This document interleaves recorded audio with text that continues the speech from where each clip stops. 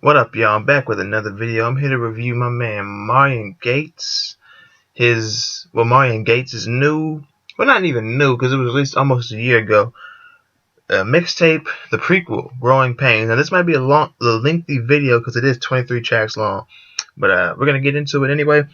The link to listen to this, or the playlist on YouTube, will be in the description below, as well as his Twitter, his Instagram, or whatever else I can find and that he wants me to put in the description. But they'll be in there as well as my links that I usually put in every video. So let's go ahead and get into this phenomenon, the prequel, Growing Pains. And I have notes right here because it was so long I had to actually write down notes.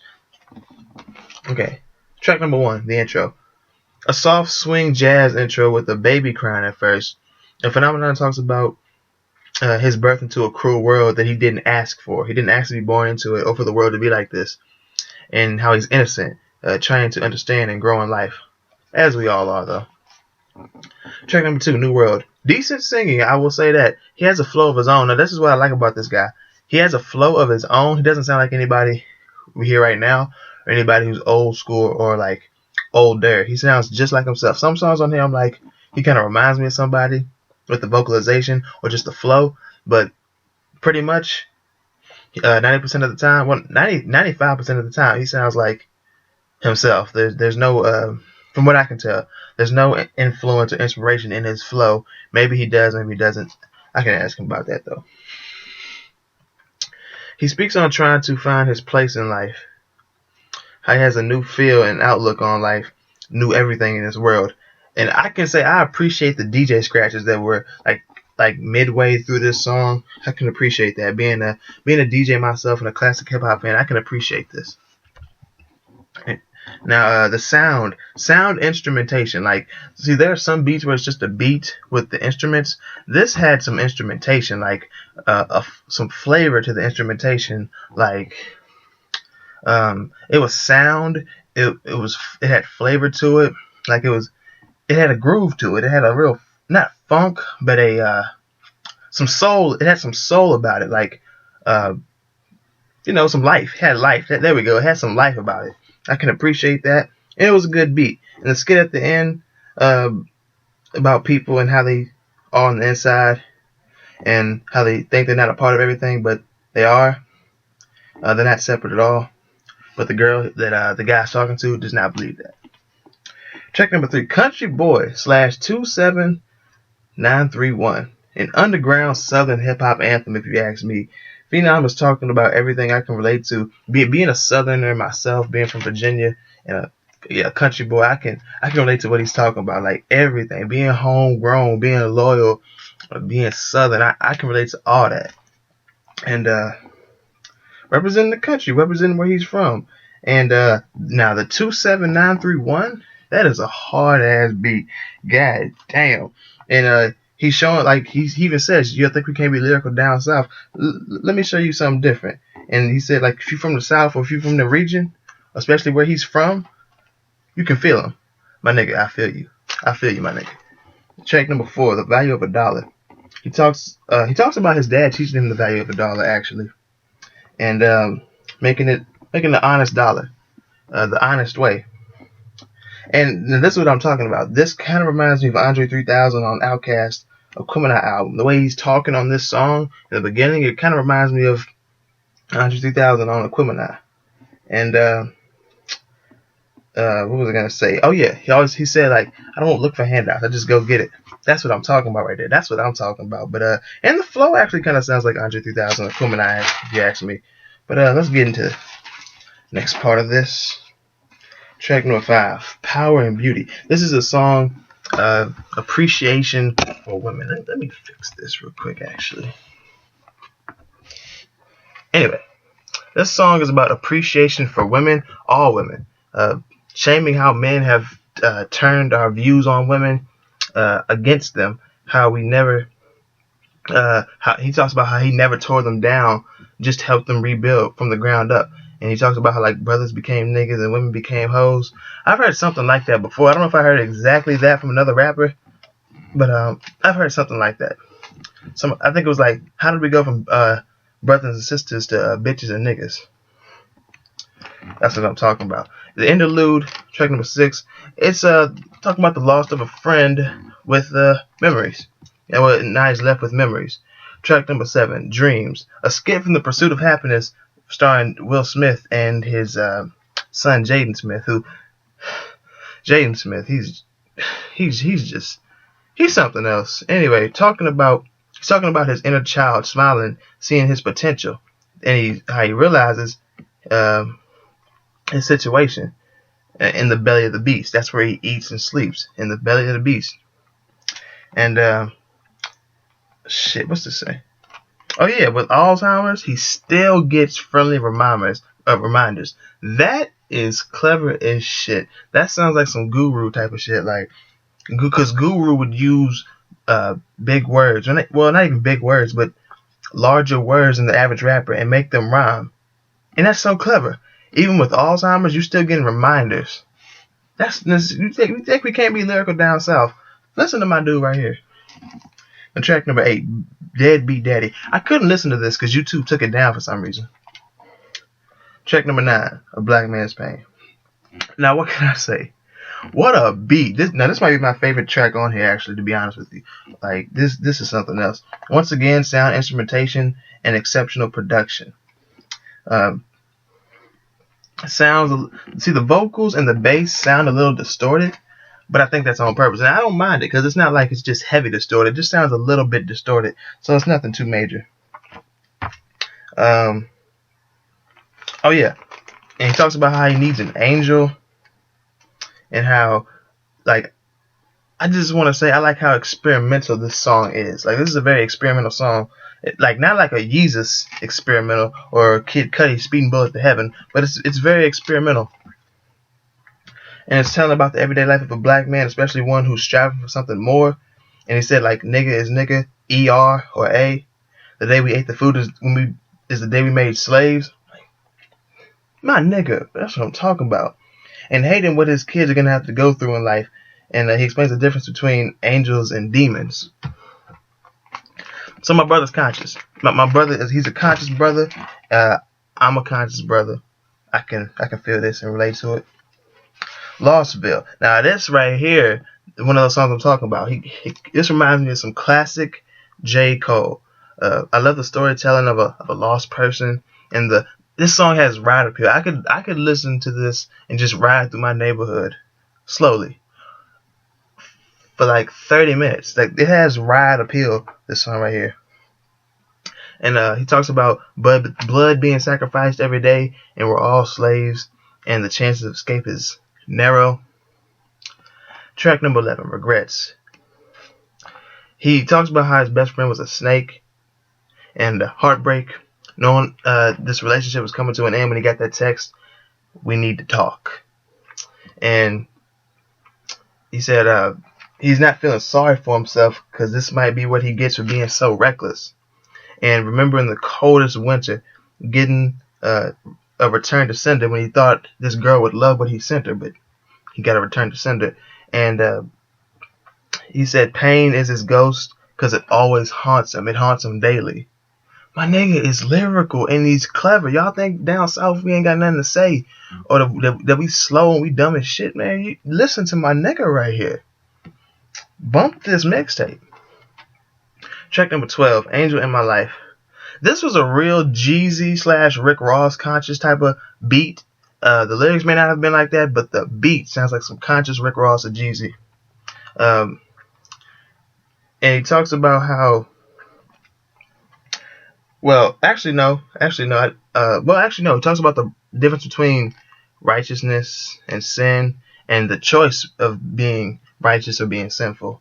And this is the type of track I'm looking for. This, because just the title of the mixtape, the prequel, Growing Pains. I'm looking for a song that has a beat like this. And I get a couple on here, but I'm not disappointed with what I got from this mixtape at all. There's not a song on here where I'm thinking, like, it's whack. Not one. It has replay appeal, definitely. When I go back and listen to this, definitely some of these songs on here I would listen to again. Actually listen to some of these again. Track number 13, Never Again. He learned he can't trust everyone. And that this was back when he was gullible, in a gullible place. He made bad choices about choosing who his friends were. He said, I feel I'm losing my mind. No. and I feel I'm losing my mind. But I get this I'm losing my mind type of feel. Like just the beat and his emotion and the lyrics. I feel like he's telling the story of a person who's lost their mind, looking at you like, I feel like I'm losing my mind. Let me tell the story of it on this track right here. That's the type of feel I get from this. And he's wondering how he ended up this way. Now we're getting deeper into the album. We're getting to the third quarter of the album. Track 14, a DTA interlude. As a Pac skit, great lyrics. Sounds like some Texas hip hop flow. SUC really freestyle. If you see my boy from the South, he from Tennessee. He probably knows about this. I'm from Virginia, and I know about this. If you listen to the Screwed Up Click freestyles, you know what type of flow I'm talking about, and it has that type of beat and type of flow on here. Track number 15, The Other Side. He raps about the other side of who he is as a person. Like this person is, it could be the devil in him, or it could just be the devil himself. And he's saying this side of him is his necessary evil, and this side is dark, hungry, perverted, and needs love. Track number 16, Bad Boy Epidemic. He's giving these girls what they want because that's what they say they want. He's giving them a bad boy. And lowered pitch and sound effects on the song. He talks about how a girl will ride or die for her bad boy. Track number 17 is a little skit saying the ratchetness is real. At track number 18, So Conceited. He's talking about, well, it has a ratchet skit, because the ratchet skit, track number 17, the ratchetness is real. It sets the foundation for this song right here, because it leads right into a song about a girl being so conceited, and she's fucking ratchet. It says, like, baby girl swears she a dime, but she barely a nickel. Guess she never took a good look in the mirror. And the girl thinks everything she wears is fly, and she can take any woman's guy. And, like, what can I say? She thinks that every guy wants her. It's not the case, it seems like. It has a classic beat. This is a classic beat right here. Let me say, like, I want to say MC Lyte reminiscent, Georgie Porgy. But I could be wrong. That's just what I hear, though. Now we get into my favorite part of the album, the ending. Because any one of these songs from track 21, 22, or 23 could have been the perfect outro song, if you ask me. But 23 was the outro song. That's cool too. But 21 could have been. 22 could have been as well. Track number 19 is This For Real. This is like a short little skit, a short ode. Well, not even a skit, a short ode to that special someone, and sets the foundation for the next song. Track number 20, Are We Infinite? The singing is back, and I can relate to this song because, it's for that special someone. And he's saying a daily dose of you is so much, it gets me through everything. Like, I can relate to that. A daily dose of my special someone can get me through anything as well. So, track number 21, Peter Pan Syndrome. Oh, man. If the tape ended here, like I said, it would have been perfect. But not even perfect. It would have been exceptional as well, because it felt like an outro. This felt like the most outro sounding and worthy track out of these next three songs, but it didn't. But it was still cool though. It reminded me of an Eminem Infinite song though, like the Eminem's first album, Infinite, back in 1996, that I actually listened to and reviewed previously. It reminds me of something you'd hear on there, just the beat and the feel of it. Track number 22, I Ain't Got Time. Oh, now this is something that anybody can relate to. Anybody, whether you're in music, in school, sports, whatever.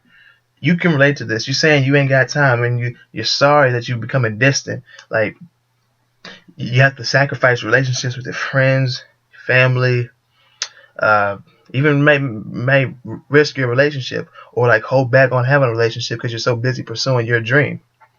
And a smooth beat, a small calling out to them niggas. Oh man, he kind of called out niggas in the ending of the song, saying like, y'all always on the video game, but I'm out here getting it. But don't worry, I'm coming after y'all. The only way y'all gonna be able to shine is if you shine through me. I'm like, that's my nigga right there. That's what I'm talking about. Let these boys know why they doing that and ain't serious. The niggas who serious about their shit, They actually striving for something, and they gonna get it. Kind of reminds me, like the way he's calling somebody out at the end, reminds me of Big Crit Mount Olympus, which I think right now is the Southern hip hop anthem and the biggest diss to anyone hating on Southern hip hop. Track number 23, the last track on here, Growing Pains. Another classic storytelling song with Ride Appeal. Ride Appeal, I'm telling you. He talks about learning lessons in school and how we were all once young and stupid, and how his mom and dad were proud of him. And I hear progression and professionalism in this song. And at the end of the song, it gives you a thank you to anyone who listened to the tape. Said this is only the beginning. Keep riding out with me. And my dude, I'm gonna keep riding out with you. If you have another project that you're working on right now, be sure to send it to me so I can review it. I'd love to listen to it and review it for you again. Now, like I said, the last half of the album, the mixtape is my favorite part. But I have to say, Pain of a Black Man is my favorite song on here. Just the beat, the lyrics, the feel, the emotion on here. Not like a crying emotion, but just the emotion on here is great. There's not a song on here that I'd skip or not listen to again. There's some songs I play more than others when I go back to listen to it.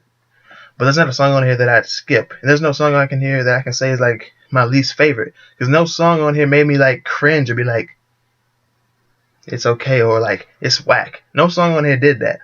So, for an independent, underground, Southern artist, well, not even Southern, for an independent artist, underground, this is just amazing. This would be amazing for any artist. And to think, like, this is what I'm talking about. Show them that we got something down here in the South. We got something to say. We've been proving that to them since Ghetto Boys, UGK, A-Ball and MJG, Outkast, 3-6 Mafia, Goody Mob, 2 Live Crew, Big Crit, Scarface, DJ Screw, solo artists like Bun B and Pimp C outside of their UGK times. This is what I'm talking about. We need something like this in hip hop, but we definitely need something like this down south to show them, hey, we got something to say. We not dumb as shit like you think we are, just because we have a certain accent. So I have to rate this album as a 83 out of 100 with the grade of a B-. And this was an exceptional project. And to think it's 23 songs long, but he kept my attention through all of it. Like I said, there's not a song on here that I'd skip. There are just some songs that I'd listen to more than others, because some of them I like better than others. But 23 songs long, and he kept my attention through all of it. I even got a couple chuckles out of this. But if you've heard this mixtape, let me know what you think about it in the comment section below. If you haven't, go listen to it. The link to it will be in the description below. And if you've heard this mixtape, like I said, let me know what you think. But also let me know what you think of my review on it. Also be sure to check in the description not only for the mixtape link, but his MaurionGates, Phenomenon's Twitter, his email, SoundCloud if he has one, and anything else that he wants me to put in the description or that I can find to put in the description. And like I said, my regular links will be in the description as well. Thank you for watching, and I will see y'all next time. Shout out to MaurionGates, Phenomenon, for letting me listen and review this project. If you have another one coming, keep me posted on it. I'd definitely like to listen to the next one and review it for you. I'm out. Peace. One love.